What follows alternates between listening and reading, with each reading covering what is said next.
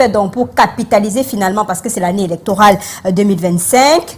On est tous sur le digital. On a vu ce qui s'est passé au Sénégal avec Diomaye Faye, avec une victoire écrasante. Tout s'est passé dans la paix et la sérénité. Comment faire en sorte que cette poussée digitale-là puisse nous apporter plutôt des choses positives?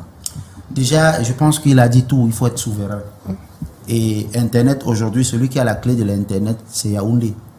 Voyez-vous, quand il y a un petit dysfonctionnement dans le nozo ou chez moi dans le septentrion, on réduit la qualité d'Internet parce qu'on ne veut pas qu'on partage les informations. Suivez mon regard. La deuxième chose, effectivement, il y a des talents.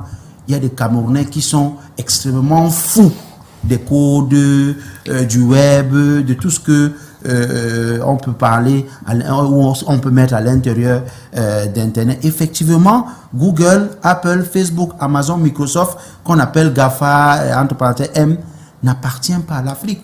Aujourd'hui, même l'Europe, ils sont en train de discuter, de penser comment faire de sortir de cette dépendance-là. Parce qu'aujourd'hui, on a un président entre guillemets foufou.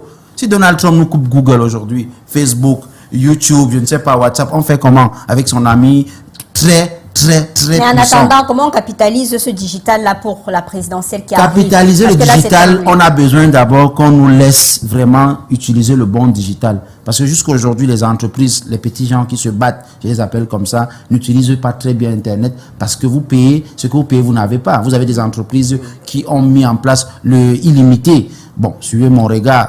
Jusqu'à maintenant, ça ne prend pas. Vous payez 40 000, 30 000. On a presque toutes les boxes. Moi qui vous parle, j'ai au moins 4 boxes. Ça vous regarde comme ça à la maison, rien. Ça ne marche pas. On te dit connexion, mais ça, Internet. Maintenant, pour parler de l'inter-réaction du chef de l'État, le chef de l'État, j'ai envie de demander à Lille, qui est une brillante journaliste, qui est à Canal 2, qui est dans un média sérieux. La dernière fois que le chef de l'État a reçu les médias, les journalistes, c'était quand? Le chef de l'État, lui, ne communique pas. Il ne parle pas. C'est lui qui a le cap. Donc, ne vous attendez pas. Il n'a pas reçu des journalistes. Peut-être qu'il va venir à l'émission de Canal 2 pour les présidentielles. J'espère. Quand il va annoncer sa candidature, pour le moment, il n'est pas encore. Donc, ne vous attendez pas qu'il vient aujourd'hui pour dire qu'il va interréagir avec nous. Moi, je pense que tout ça, c'est de la poudre de pimpin, malheureusement. On va le dire. Tout ce que je souhaite. Aussi de l'opposition ne répond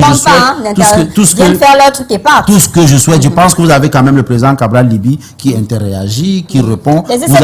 Vous avez par exemple le président Kamto qui interréagit, qui répond. Vous avez M. Ngoué, mais ils ne sont pas au pouvoir.